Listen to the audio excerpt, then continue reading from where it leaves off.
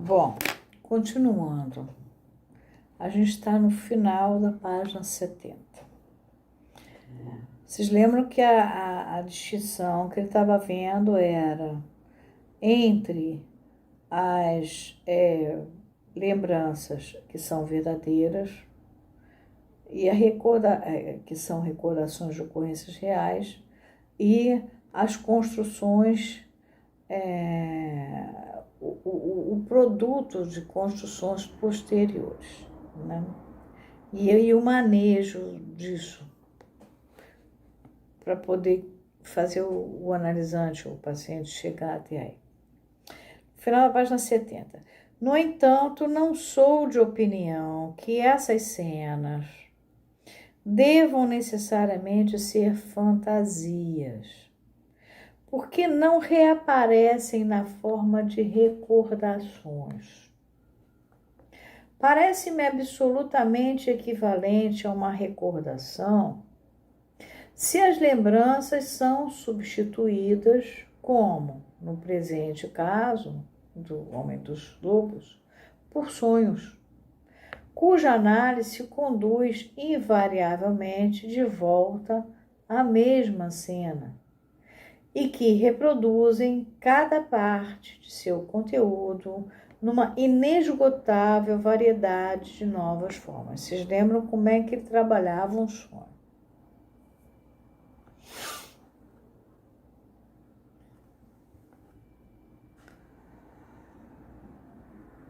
Na verdade, sonhar é outra maneira de lembrar, embora sujeita às condições que governam a noite e às leis da formação dos sonhos.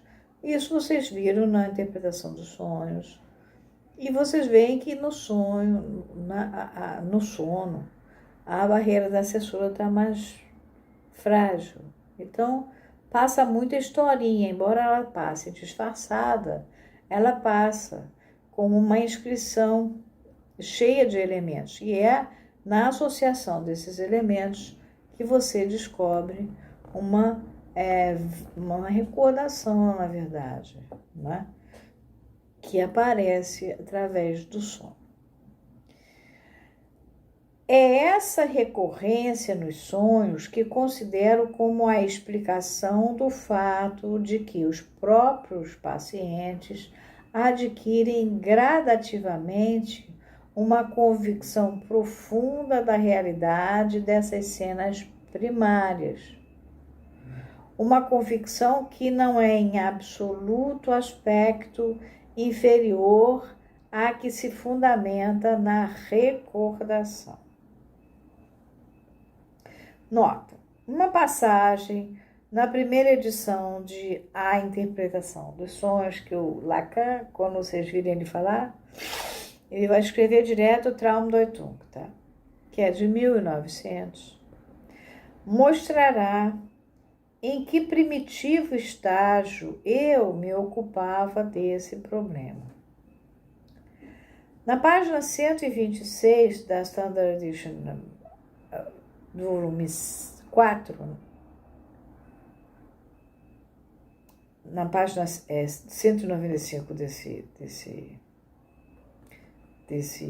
dessa obra do volume 4, e na página 126 dessa obra que a gente está trabalhando, há uma análise de uma observação ocorrida num sonho. Tá assim. Isso não se consegue mais. Tá em itálico. Está explicado que a frase originava-se de mim mesmo. Que diz assim: alguns dias antes eu explicara à paciente que as primeiras lembranças da infância, abre aspas, não se conseguem mais como tais, mas haviam sido substituídas na análise por transferências e sonhos.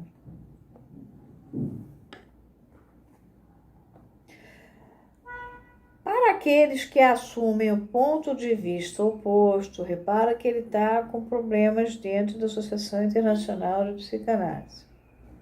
Não há naturalmente necessidade de abandonar sem esperança a sua luta contra tais argumentos. É por demais conhecido o fato de que os sonhos podem ser orientados.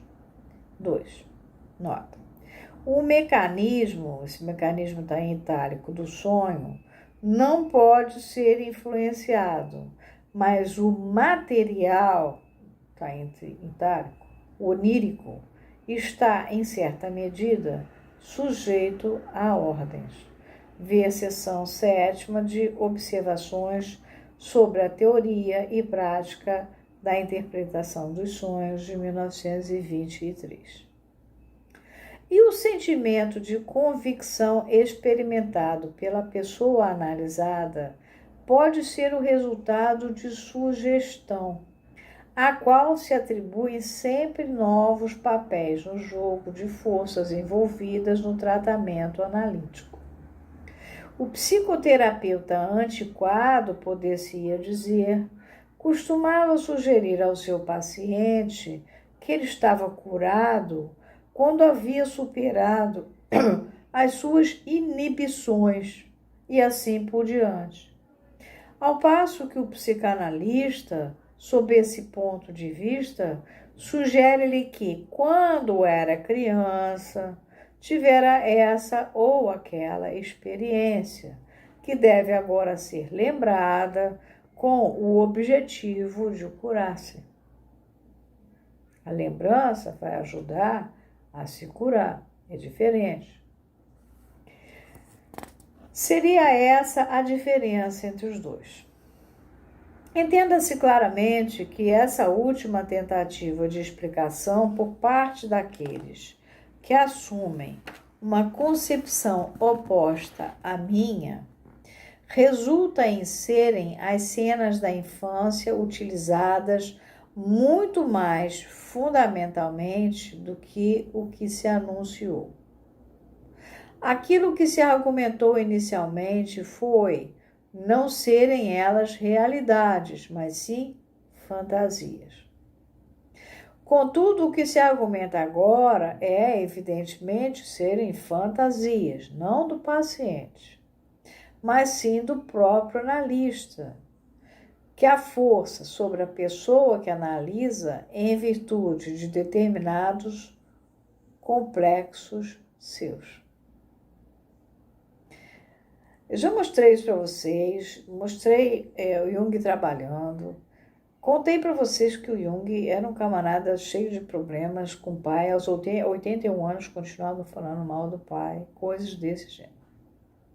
Na verdade, um analista que escuta essa reprimenda confortar-se-á a si mesmo, recordando o quão gradativamente veio à tona a construção dessa fantasia que se supõe ter ele próprio originado e, quando tudo estava dito e feito, o modo como ocorreram, independentemente do incentivo do terapeuta, muitos pontos do seu desenvolvimento. Outra, como, após determinada fase do tratamento, tudo parecia convergir para essa fantasia, e como mais tarde, na síntese, os mais variados e notáveis resultados irradiaram-se dela. Outro, o modo como não apenas os grandes problemas, mas também as menores peculiaridades no histórico do caso foram esclarecidos mediante essa única hipótese. E ele negará a posse da quantidade de ingenuidade necessária para tramar uma ocorrência que possa preencher todos esses requisitos. Mas mesmo esse argumento não terá efeito sobre um adversário que não experimentou por si próprio a análise. Por um lado, haverá uma carga de desilusão sutil e, por outro, de obtusidade de julgamento. Será impossível chegar a uma decisão. Vocês reparem, o discurso de Roma vem de uma briga. O variante do tratamento padrão, que foi o primeiro que eu peguei, é uma briga. A psicanálise é um lugar onde, até pelo fato de a gente lidar com conteúdos inconscientes, e desses conteúdos inconscientes serem às vezes muito desconfortáveis de serem postos à nu, para aquele que ainda está em processo analítico, mesmo que ele já seja um praticante da psicanálise, e os egos, vamos chamar de egos, os egos aí, ainda estão querendo brilhar e se destacar, e blá, blá, blá, e eles não se sentem muito à vontade para botar em questão, para virar um nada, para ser um dejeto, para chegar a esse ponto. Então, vocês vão encontrar dentro das suas associações psicanalíticas, vocês analistas, eu estou falando para os analistas, porque eu comecei esse trabalho, na verdade, para os lacanianos. Aí, por surpresa minha, descobri que tinha um monte de gente que, aliás, gosta do Lacan, e aí se divertindo. Mas, na verdade, eu fiz para vocês. Por quê? Porque eu via certas coisas na rede incompatíveis com a psicanálise.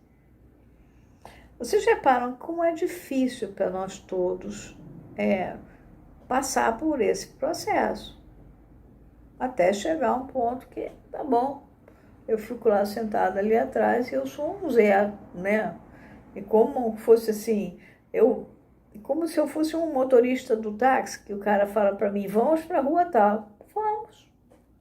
Quem manda é ele. Para que lado ele vai? É ele. Eu sou obrigada a fazer ele chegar a ele mesmo da maneira melhor, mais eficaz, mais rápida, mais interessante, mais produtiva para ele. Mas eu não sou nada. E ainda por cima, ele trabalha num calor de um ódio por mim mesmo, né? A enamoração é mais ena do que a amoração. Então, você chegar a esse nível de poder, tá bom, o meu traço nada é ser isso, eu vou ser isso. É difícil o desfazer essa coisa egóica, narcísica, de um narcisismo secundário. Você é gente, você é poderoso. Então, não é pecado nenhum a gente parar e pensar sobre isso e estudar. Freud falando aqui, olha as confusões da associação dele. Então, eu vou parar aqui por causa do tempo e vocês, por favor, pensem.